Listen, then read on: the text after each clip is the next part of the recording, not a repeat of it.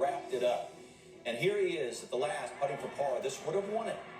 Now, it looked like his the whole way, but he gathered himself after the loss and went in and spoke and opened up his heart to the world about what this loss meant. Hey, this ain't a funeral, you know. It would have been a hell of a story, wouldn't it?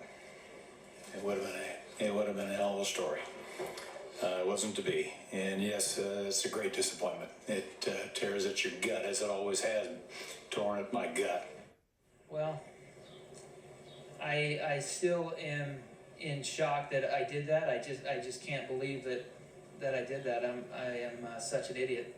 It's sad. It's very sad. If I can I go and play it again? Actually, it would be very nice. But what can you do? I mean, you've seen it. I mean, I here in the grandstand, I was just laying perfect. So, you know, maybe I didn't stay.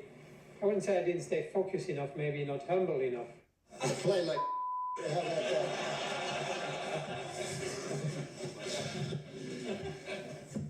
I don't know. That's probably the best way of putting it. It was all my mistakes today. I really didn't do the right things, and Nick played very good. I must admit that, and I just got a good old ass whipping. And those are just such great examples, and I think we can all learn from that. I mean, look, it's exciting to watch people spew champagne all over the winter, but when someone wins, someone loses. And I think we can relate a lot more to the people who lose, because we all deal with disappointment and insecurity in our lives, and how are they handling it? Because these are the most dedicated, most inspirational people in their world. We want to know how they're handling it. You learn a lot more from rock bottom than you do the mountaintops. And I want to hear that. We learned a lot about those athletes there. But adding insult literally to injury was him saying, I don't owe you anything. Now, there's such a thing as TV rights, media rights.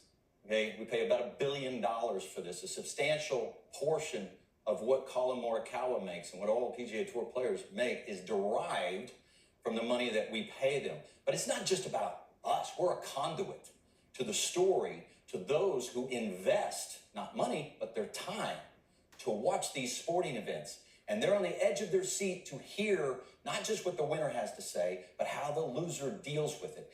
And if you're so fragile that you can't handle the questions, I think it's important that you think about that, because it is very important to deconstruct blunders and failures, to learn from them and go on. You cannot hide from the questions, because the questions are in his head and they'll come somewhere else. But you need to confront them and deconstruct those blunders, not just yours, but also of other players. Deconstruct their blunders, and then physiologically put yourself in that position and figure out how you're going to gain from it and get better. And the story, when he says no, he's not just saying no to you. He's saying no to the PGA Tour. He's saying no to the sponsors. He's saying no to the fans. And he is saying no to lifting up the PGA Tour with these stories and making the entire PGA Tour more profitable. So he is also saying no to his peers. It's not, I don't owe you anything. Let me sit down and tell you why I lost. It's a great example from another sport from long ago. The late, great Dale Earnhardt, NASCAR auto racing, 1990, had been dominating the flagship event, the Daytona 500. He blew a tire on the last lap and he lost. He did an interview with David Hobbs. And then he would eventually win the Daytona 500, which every race car driver aims for. And he finally won it for the first time in 1998. It made it all that much sweeter, a much richer story. Paul, you've talked about this. You think this has to do with culture. So what do you mean by that when you say that? I have a bigger point to make.